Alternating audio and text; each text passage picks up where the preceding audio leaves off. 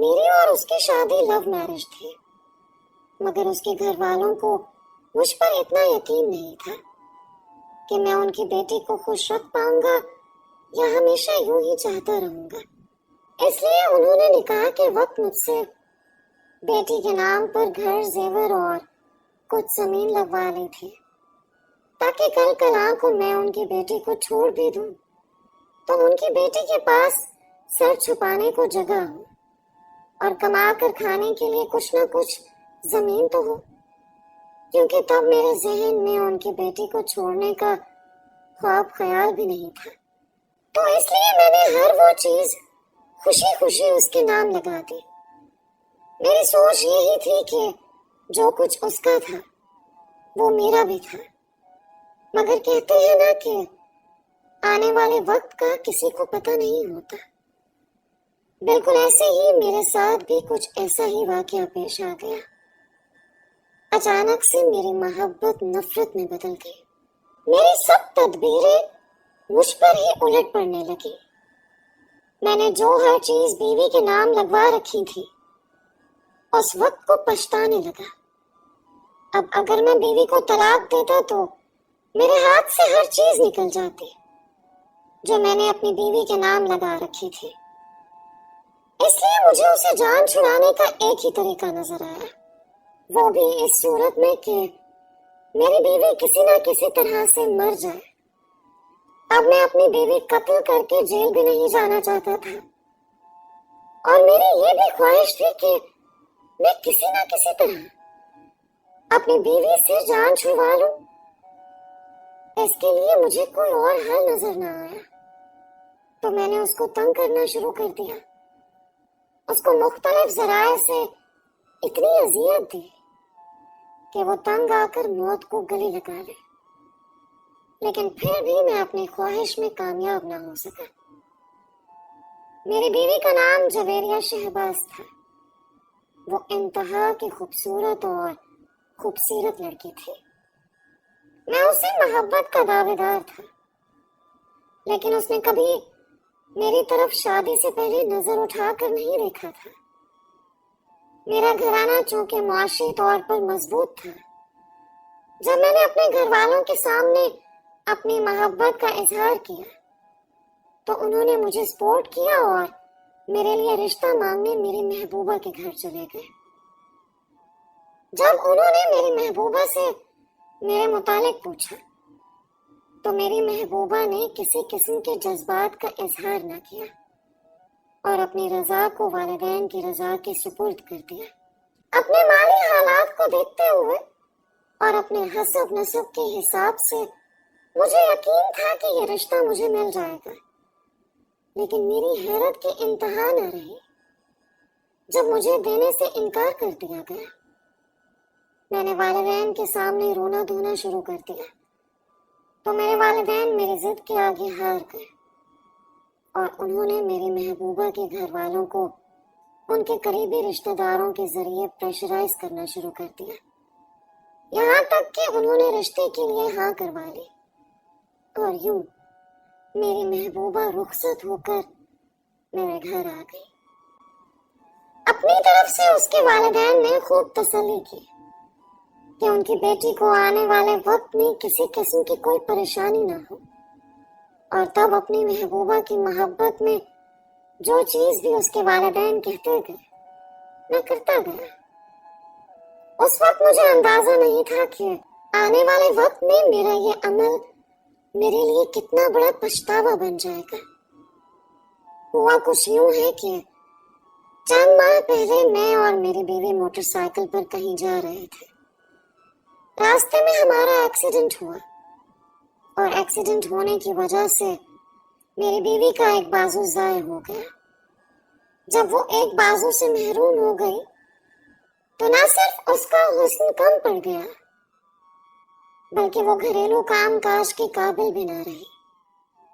گھر میں کام کاج کے لیے ملازمین تو موجود تھے، لیکن بیوی کا صحت مند ہونا اس لیے بھی ضروری تھا کہ ہمارے خاندان میں مختلف پارٹیز کے موقع پر میاں اور بیوی ایک ساتھ جاتے ہیں، اور دونوں کی ایک ساتھ تصاویر بھی وہاں بنوائی جاتی ہیں۔ लेकिन अब जब मेरी बीवी एक बाजू से माजूर थी तो मुझे उसके साथ खड़े होते हुए भी शर्म आती थी। अब मैं अपनी बीवी को छोड़कर दूसरी शादी करना चाहता था और उस बीवी के होते हुए मेरे साथ कोई और लड़की शादी करने के लिए राजी नहीं हो रही थी। मैं अपनी बीवी को तलाक नहीं दे सकता था क्योंकि तलाक की सूरत में कसीर दौलत मेरे हाथ से निकल जाती। मुझे और कोई सूरत ना हुई तो मैंने अपनी बीवी को अजियत देना शुरू कर दिया। उस वक्त मेरी बीवी हाथ से माजूर हो चुकी थी।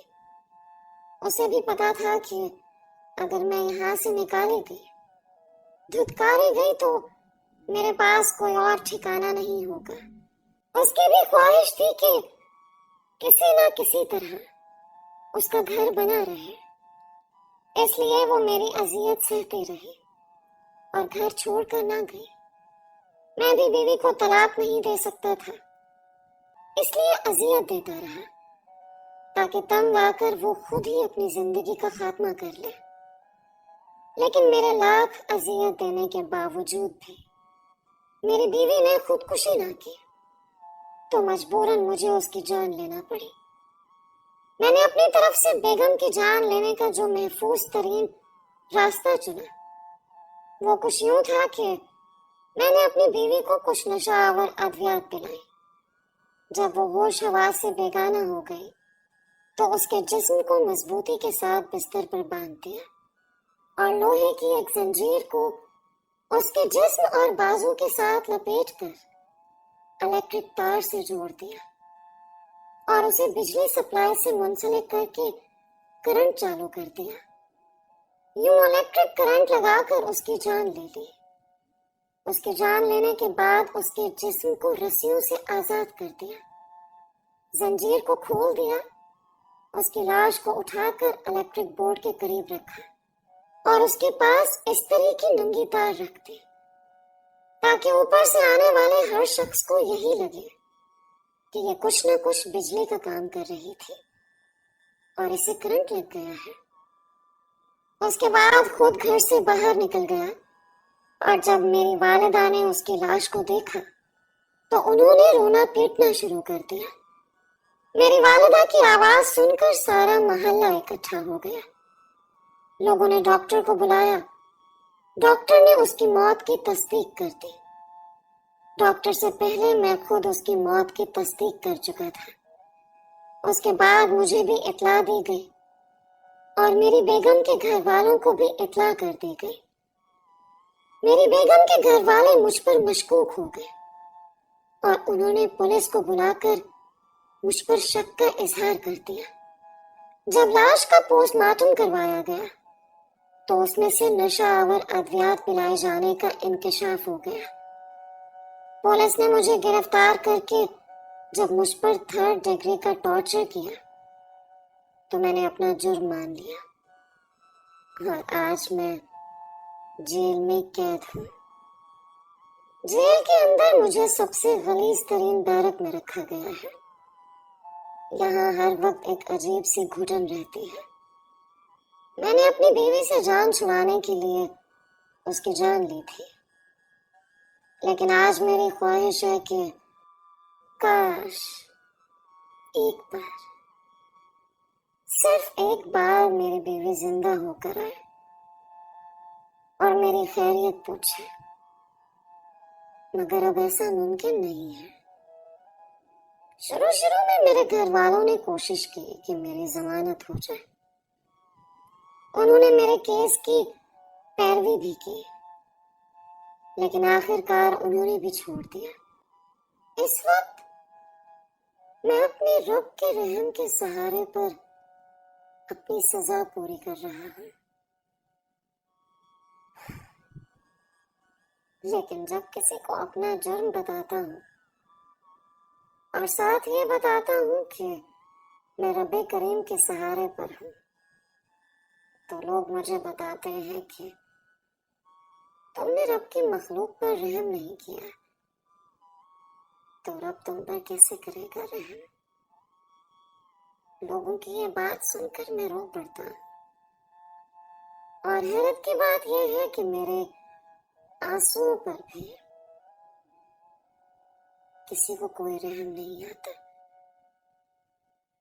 मगर मैं आप सब लोगों को ये नसीहत करना चाहता हूँ कि जिससे आप निकाह करते हैं ना, उसे बने ताल्लुक को आप सारी जिंदगी निभाने का अहद करते हैं।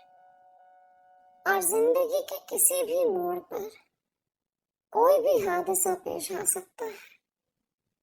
आप या उसमें से कोई एक बीमार हो सकता है, कोई एक माजूर हो सकता है। तो इस सूरत में दोनों को हक नहीं पहुंचता कि दूसरे को छोड़ दे, बल्कि छोड़ने के नाम पर उसकी सांसें छीन ले। मैंने ये जुर्म किया और मेरा खुदा गवाह है कि अगर आज मुझे मौका मिले तो मैं ऐसा गुनाह करने के मुतालिक सोचूं भी ना। मगर चूंकि मैं तो ये गुनाह कर चुका हूँ, लेकिन आप लोग आज भी इस गुनाह से पाक हो। मेरा आपको यही मशवरा है कि कभी भी ऐसा जुर्म और गुनाह ना करना। दोस्तों, ये थी जेल में पड़े अपनी मौत का इंतजार करने वाले एक कैदी की कहानी, जो अपनी कहानी में आप सबके लिए एक बहुत बड़ी नसीहत रखता है। मेरा फर्ज था आप सब तक उसका पैगाम पहुंचाना, सो मैंने अपना फर्ज निभाया। अब आपने इस कहानी से क्या सीखा, ये आप पर मुनहसर है। अपनी राय का इजहार कमेंट्स में जरूर कीजिएगा। मिलते हैं एक नई कहानी के साथ। मुझे अपनी दुआओं में याद रखें। अपना और अपनों का बहुत ख्याल रखें।